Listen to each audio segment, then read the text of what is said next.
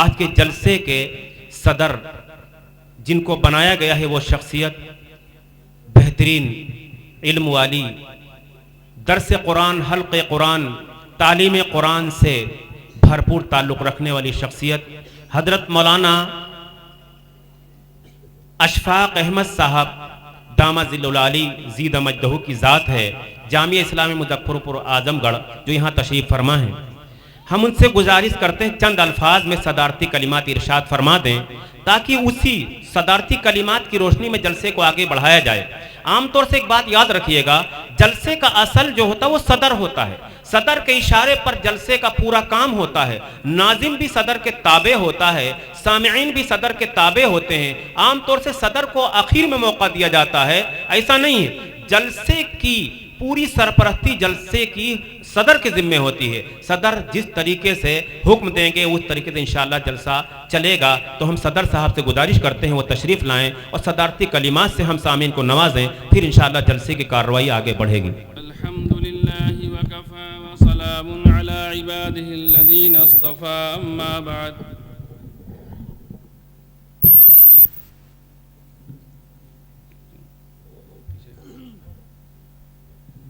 اور تھوڑا پیچھے کر دیں۔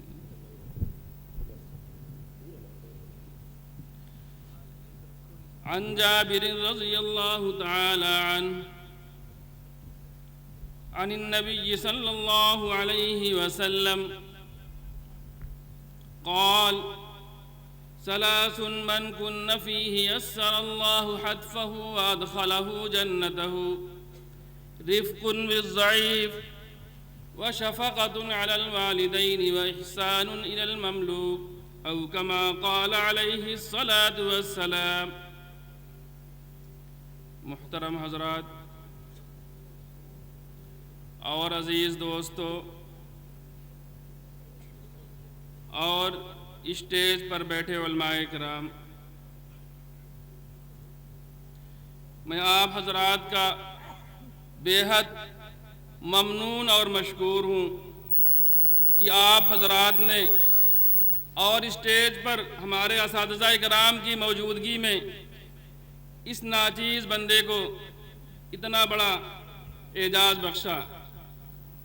میں آپ حضرات کا تہ دل سے مشکور ہوں۔ میرے محترم بزرگوں اور دوستو،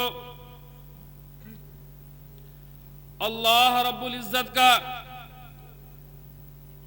لاکھ لاکھ فضل اور اس کا کرم ہے کہ اس نے ہمیں اور آپ کو دین کی دولت، کلمے کی نعمت عطا فرمائی۔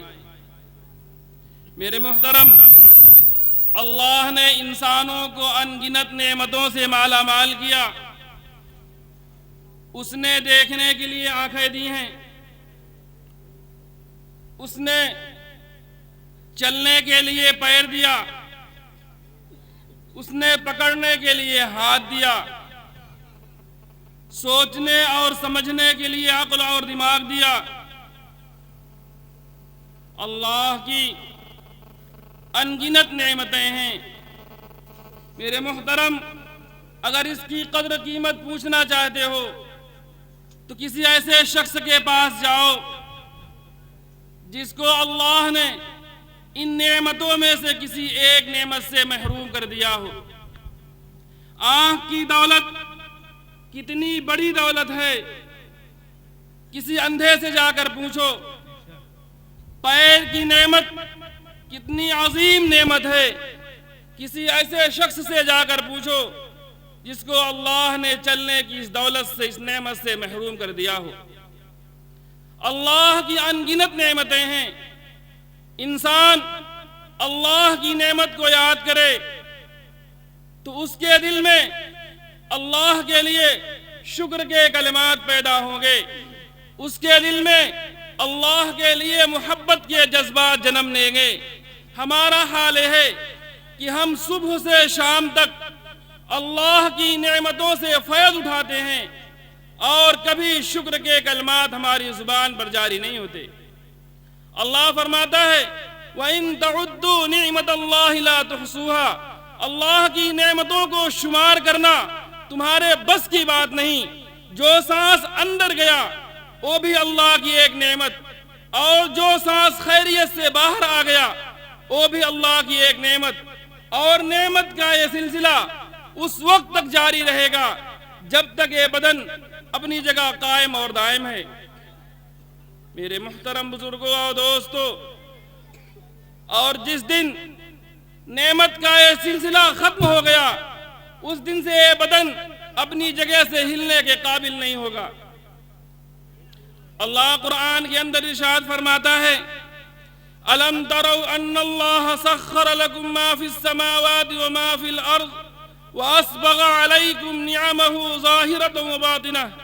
اللہ فرماتا ہے میری نعمتوں کو دیکھو، میں نے نعمتوں کے دہانے تمہارے لیے کھول دیے۔ زمین ہے، آسمان ہے، چاند ہے، سورج ہے، ہر چیز تمہاری بیگاری کرنے کے لیے تیار ہے۔ اللہ نے دنیا کی ہر چیز کو تمہارا خادم بنا دیا، اور خادم کیسا؟ فرماتا ہے کہ مسخر کر دیا، ایسا خادم جو خدمت بھی کرے اور اس پر کوئی اجرت بھی نہ لے، اس کو کہتے ہیں بیگاری کا خادم۔ اللہ کے احسانات کو یاد کرو۔ آؤ تھوڑی دیر ہم سب یہاں بیٹھ کر یہ سوچیں کہ اللہ کی ان نعمتوں میں سے سب سے عجیب نعمت کیا ہے۔ میرے محترم، کوئی کہتا ہے کہ مال و دولت بہت بڑی چیز ہے، کوئی کہتا ہے کہ آل اولاد بہت بڑی چیز ہے، کوئی کہتا ہے کہ آنکھ کان ہاتھ پیر بہت بڑی چیز ہیں، لیکن میں یہ کہتا ہوں کہ اللہ کی ان نعمتوں میں سے سب سے عظیم نعمت جو ہمارے اور آپ کے پاس ہے وہ دین کی دولت اور ایمان کی نعمت ہے۔ اس سے بڑھ کر کوئی نعمت نہیں۔ ایک شخص دنیا سے جائے، اس حال میں جائے کہ اس کے پاس بینک بیلنس نہ ہو، اس کے آل اولاد نہ ہو، اس کے پاس رہنے کا گھر نہ ہو، وہ ایک دم فقیر محتاج ہو، دنیا سے جائے لیکن جاتے وقت اس کی زبان سے لا الہ الا اللہ محمد رسول اللہ کا کلمہ جاری ہو جائے، ساری دنیا کہے کہ بڑا فقیر تھا، بڑا غریب تھا، بڑا محتاج تھا، لیکن اللہ کے یہاں وہ بہت بڑی دولت اپنے ساتھ لے کے گیا۔ میرے محترم، اور ایک شخص دنیا سے جائے اس حال میں کہ اس کے پاس مال و دولت بھی ہو، آل اولاد بھی ہو، بینک بیلنس بھی ہو، لیکن اس کی موت ایمان پر نہ ہوئی، کفر پر ہوئی، تو اللہ کے یہاں بہت غریب بن کر گیا، آخرت کی نعمتوں میں سے اسے کچھ بھی نہیں ملے گا۔ اللہ کا شکر ادا کرو، ایمان کی جو دولت اللہ نے دی ہے اس سے کہو، اس سے رو، اس سے گڑ گڑاؤ کہ اے اللہ جب تک زندہ رہیں، دین اور ایمان پر زندہ رہیں، اور جب یہاں سے رخصت ہوں تو لا الہ الا اللہ محمد رسول اللہ پر موت آئے۔ میرے محترم بزرگوں اور دوستو، ذرا غور کرو کہ آج مسلمان ایمان کو چھوڑ کر دنیا کی ہر چیز حاصل کرنے کی کوشش کر رہا ہے، اس کو ایمان کی کوئی فکر نہیں۔ ناقدری کرنے والے مسلمانوں، ڈرو اس خدا سے جو اپنی نعمتوں کی ناقدری کرنے والوں کو نعمتوں سے محروم کرنے کی بھرپور طاقت رکھتا ہے۔ کیا فرماتا ہے؟ لَإِن شَكَرْتُمْ لَأَزِيدَنَّكُمْ وَلَإِن كَفَرْتُمْ إِنَّ عَذَابِي لَشَدِيدٌ۔ میری نعمتوں کا شکر ادا کرو، احسان مند بندے بن کر رہو، یاد رکھو اگر میری نعمتوں کو بھولے تو میری پکڑ بہت سخت ہے۔ میرے محترم، آج مسلمان مومن ہے لیکن ایمان کے تقاضے اس کی زندگی سے نکلتے چلے جا رہے ہیں۔ آج مسلمان کلمہ پڑھتا ہے لیکن کلمے والی زندگی سے وہ محروم ہوتا چلا جا رہا ہے۔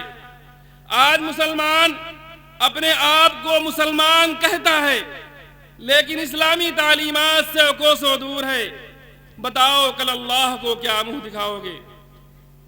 میرے محترم بزرگوں اور دوستو، نبی صلی اللہ علیہ وسلم اپنی امت کو راہ حق پر گامزن کرنا چاہتے تھے اور پوری زندگی اسی جد و جہد میں گزار دی۔ امت کا کیا حال ہے؟ بڑی شان سے کہتی ہے ہمارے آقا جناب محمد صلی اللہ علیہ وسلم ہیں۔ ارے جن کو تو اپنا آقا کہتا ہے اس کی تعلیمات تمہاری زندگیوں کے اندر ہیں کہ نہیں؟ اگر نہیں ہے تو تیرا جھوٹا دعویٰ ہے۔ اللہ تیرے ظاہر سے بھی واقف ہے، اللہ تیرے باطن سے بھی واقف ہے، بتا تو اللہ کو کیا جواب دے گا؟ میرے محترم بزرگوں اور دوستو، میں نے ایک روایت پڑھی، جناب رسول اللہ صلی اللہ علیہ وسلم اس روایت کے اندر امت کو کچھ تعلیمات دے رہے ہیں۔ میں اس لیے آپ کو متوجہ کر رہا ہوں کہ وہ تعلیمات جو نبی نے دی تھی، ایسا لگتا ہے کہ امت اس تعلیم کو بھلا بیٹھی ہے۔ وہ ایمان جو اللہ کے نبی کے واسطے سے ہم تک پہنچا تھا، ایسا لگتا ہے کہ امت اس ایمان کے تقاضے کو بھلا بیٹھی ہے اور زندگی یوں ہی گزر رہی ہے۔ ایسا لگتا ہے کہ زندگی ایسے ہی گزرتی رہے گی، کبھی موت نہیں آئے گی، ہماری بھول ہے۔ جناب رسول اللہ صلی اللہ علیہ وسلم ارشاد فرماتے ہیں کہ اے مسلمانوں، کامیابی ملے گی تو نبی کے طریقے کو اپنانے ہی میں کامیابی ملے گی۔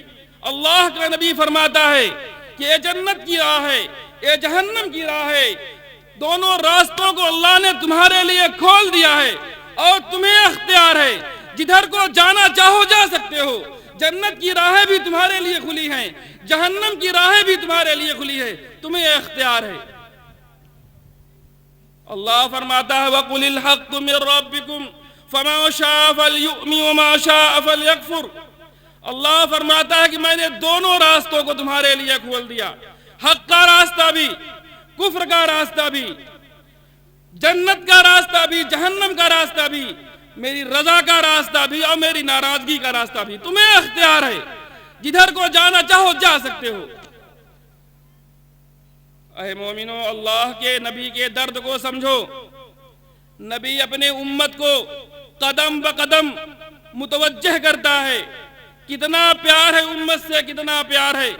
جہاں دیکھتے ہیں کہ اللہ کی رحمت سایہ فگن ہو رہی ہے، فوراً آپ کو اپنی امت یاد آتی ہے کہ اے اللہ، اپنی رحمت کے سایہ عاطفت میں صرف مجھ کو مت لے، بلکہ میری ساتھ میری امت کو شامل کر لے۔ میرے محترم، جناب رسول اللہ صلی اللہ علیہ وسلم کہیں بھی ہوں، ان کو ہمیشہ فکر تھی تو امت کو فکر تھی۔ آج امت اس نبی کی تعلیمات کو بھلا بیٹھی ہے۔ میں نے آپ کے سامنے ایک روایت پڑھی، جناب رسول اللہ صلی اللہ علیہ وسلم ارشاد فرماتے ہیں ثلاث من کن فیہ یسر اللہ حتفہ وادخلہ جنتہ رفق بالضعیف وشفقۃ علی الوالدین وإحسان إلى المملوك أو كما قال عليه الصلاة والسلام۔ اے مومنو، اللہ کا نبی ارشاد فرماتا ہے کہ اگر تم یہ چاہتے ہو کہ اللہ تمہیں کامیابی عطا فرمائے تو اپنے اندر 3 خوبیاں پیدا کرو۔ 3 خوبیاں پیدا کرنے سے کامیابی مل جائے گی۔ جی ہاں، یہ کون کہتا ہے؟ صادق المصدوق کہتا ہے، نبی یہ آخر الزماں کہتا ہے، جس کی زبان سے نکلا ہوا ایک ایک لفظ حق و صداقت پر مبنی ہے۔ یاد رکھو، پہاڑ اپنی جگہ چھوڑ سکتا ہے، ہوا کا رخ بدل سکتا ہے، لیکن نبی کی بات میں کوئی تبدیلی نہیں ہو سکتی۔ میرے محترم بزرگوں اور دوستو، جناب آقا نامدار تاجدار مدنی محمد عربی صلی اللہ علیہ وسلم ارشاد فرماتے ہیں کہ تم اپنے اندر 3 خوبیاں پیدا کرو تو اللہ تجھے 2 طرح کے انعامات سے مالا مال فرمائے گا۔ میں آپ کے سامنے وہ سب باتیں ذکر کروں گا، لیکن آپ لوگ یہ عہد کریں کہ سننے کے بعد اس پر عمل کرنے کی کوشش کریں گے۔ کیوں بھائی؟ انشاءاللہ۔ جناب رسول اللہ صلی اللہ علیہ وسلم فرماتے ہیں کہ اے مومنو، اگر تم چاہتے ہو کہ اللہ تمہیں جنت الفردوس عطا فرمائے اور آسان موت عطا فرمائے تو 3 کام تم کر لو۔ جہاں آقا نامدار تاجدار مدینہ ان 3 خوبیوں کو ذکر کرتے ہیں تو ان خوبیوں کو ذکر کرنے سے پہلے ان پر ملنے والے 2 طرح کے انعامات کا تذکرہ کرتے ہیں، تاکہ ان انعامات کو سن کر آدمی کے اندر ان خوبیوں کو اپنانے کا جذبہ پیدا ہو جائے۔ کیا ہیں وہ 3 خوبیاں اور ان پر ملنے والے 2 طرح کے انعامات؟ آپ صلی اللہ علیہ وسلم فرماتے ہیں یسر اللہ حتفہ وادخلہ جنتہ۔ میرے محترم، اس کا یقین تو ہم میں سے ہر ایک کو ہے کہ جو انسان دنیا میں آیا ہے اسے ایک نہ ایک دن موت کا مزہ چکھنا ہے۔ یاد رکھو، موت جتنی اٹل حقیقت ہے انسان اس کو اتنا ہی بھلا بیٹھا ہے۔ ہمارے سامنے اموات ہوتی ہے، ہم اپنے ہاتھوں سے غسل دیتے ہیں، کفن دیتے ہیں اور پھر لے جا کر منو مٹی ڈال کر دفن کر دیتے ہیں، اور پھر یہ بھول جاتے ہیں کہ آج جو کچھ اس کے ساتھ ہوا کل یہ ہمارے ساتھ ہونا ہے۔ کل نفس ذائقۃ الموت وانما توفون اجورکم یوم القیامہ فمن زحزح عن النار وادخل الجنۃ فقد فاز۔ اللہ فرماتا ہے کہ موت کا مزہ تو ہر انسان کو چکھنا ہے۔ تو موت سے بھاگ کر کہاں جائے گا؟ تو پہاڑوں میں جائے گا، وہاں بھی خدا کی حکومت۔ تو دریاؤں میں جائے گا، وہاں بھی خدا کی حکومت۔ تو کہیں نہیں گیا بلکہ کسی انجینئر کو بلوایا اور مضبوط قلعہ بنا کر اس کے اندر بیٹھ گیا۔ یاد رکھو، جب موت کا وقت آئے گا تو 1 منٹ کا موقع نہیں دے گا۔ اینما تکونوا یدرککم الموت ولو کنتم فی بروج مشیدہ۔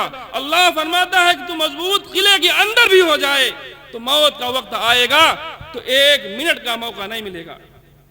میرے بھائی، مرنا ہے، لیکن دیکھو مرنے والوں کی 2 قسمیں ہیں۔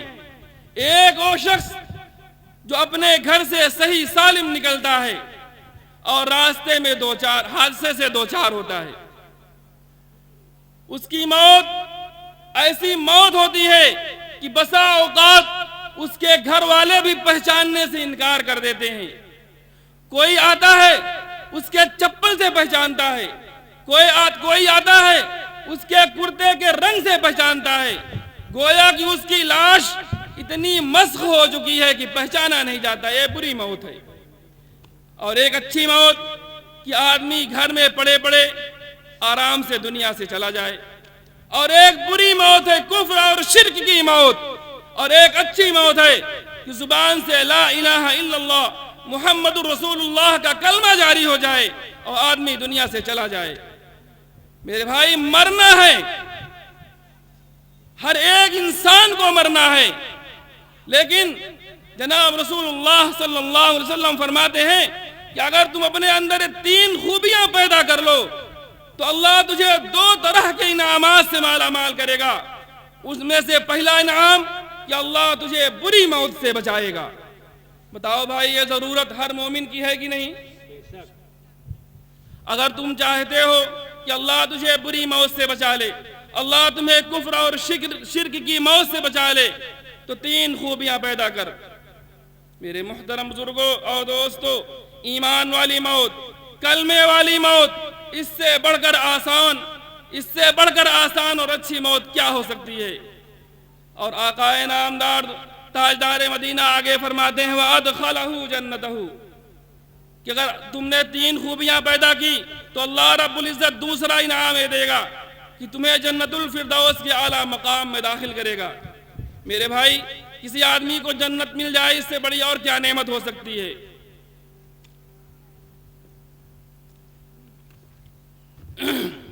میرے محترم، ارے وہ 3 خوبیاں ہیں کیا؟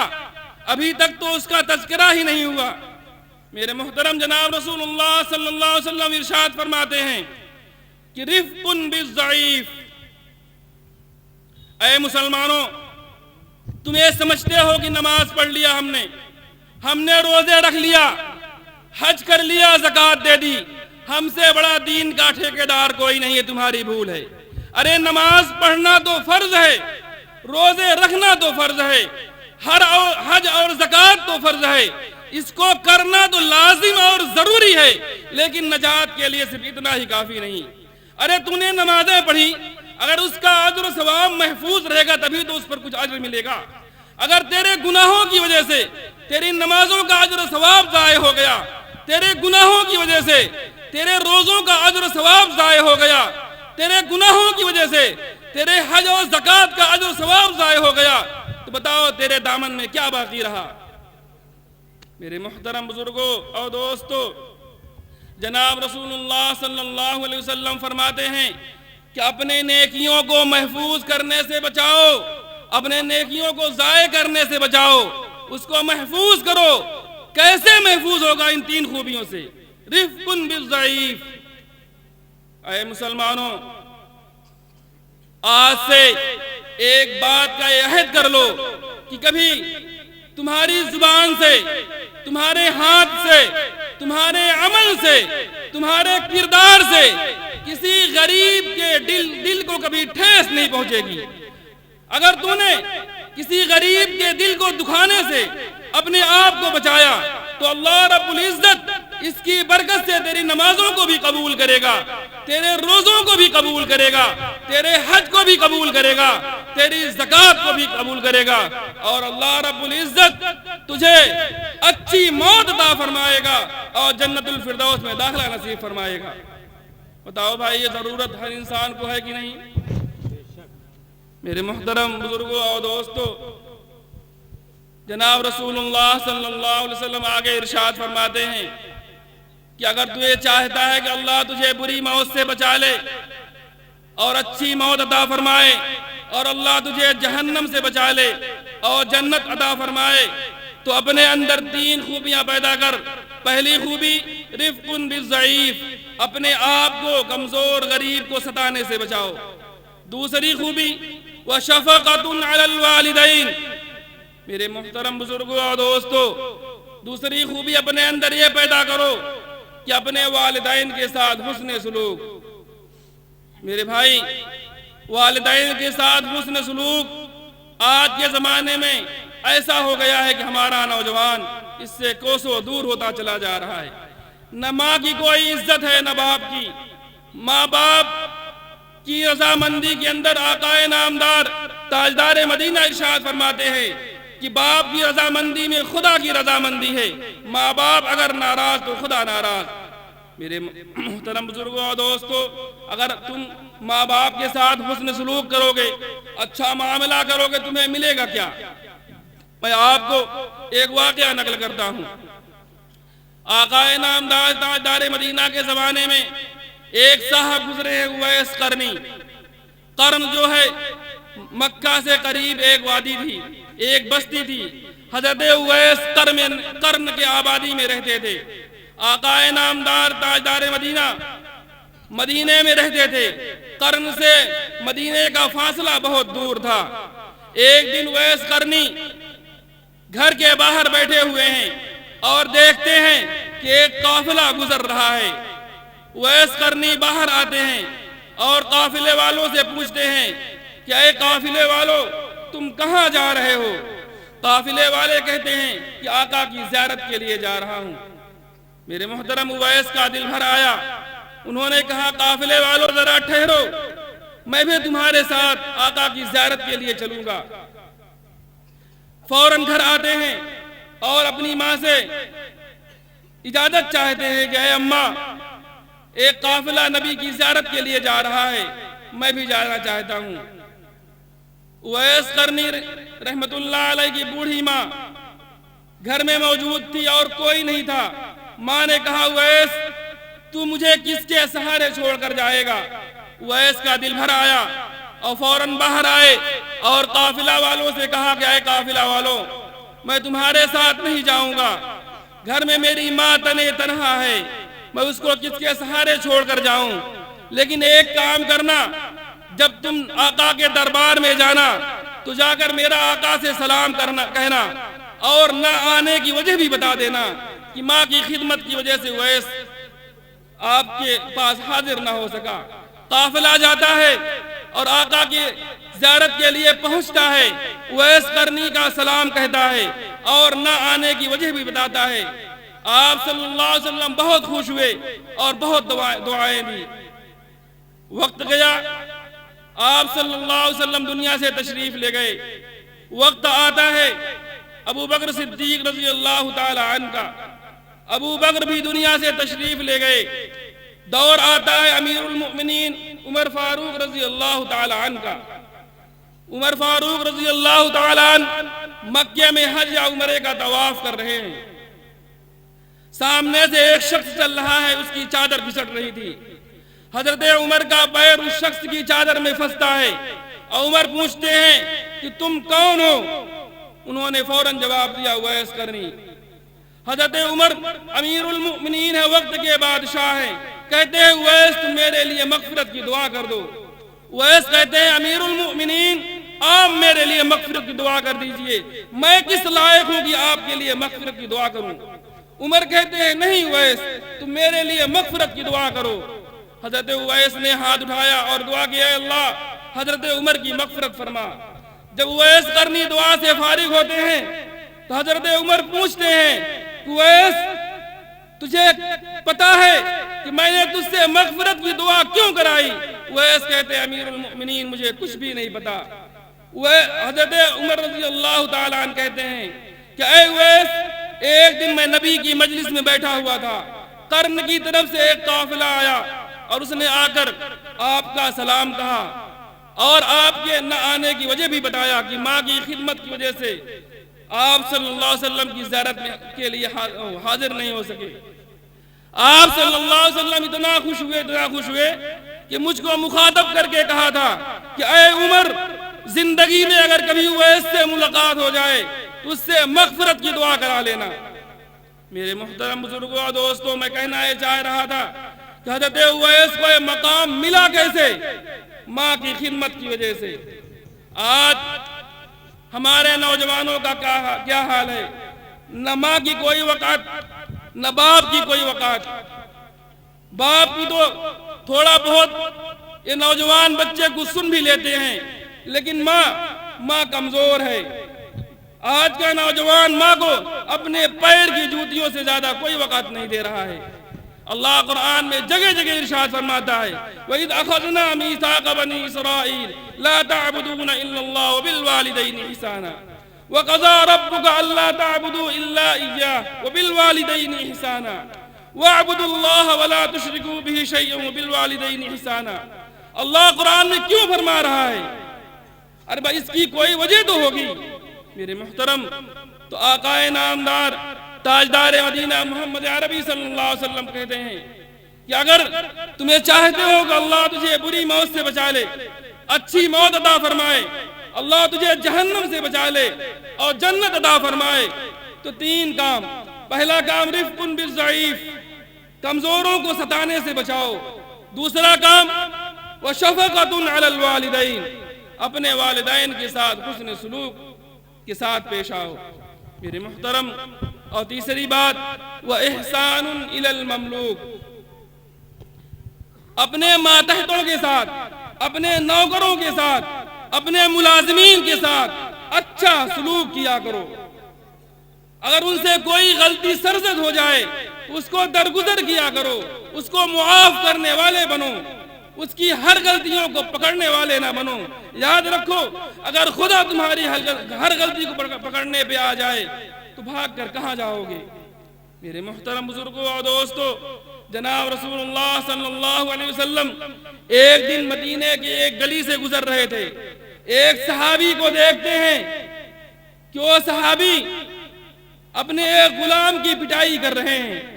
آقا نامدار تاجدار مدینہ محمد عربی صلی اللہ علیہ وسلم پوچھتے ہیں کہ تم اسے کیوں مار رہے ہو؟ وہ فرماتے ہیں اس نے پھلا غلطی کی. آقا نامدار تاجدار مدینہ فرماتے ہیں کہ یہ بتاؤ تم دن و رات کتنی غلطیاں کرتے ہو اور اللہ رب العزت تمہاری غلطیوں کو درگزر کرتا ہے. اگر اللہ تمہاری ہر غلطی کو پکڑنے پہ آ جائے تو بھاگ کر کہاں جاؤ گے؟ میرے محترم, میں اسی پر اپنی بات کو ختم کرتا ہوں. ہمیں اور آپ کو اللہ رب العزت ان تینوں باتوں پر عمل کی توفیق عطا فرمائے. وآخر دعوانا ان الحمد للہ رب العالمین.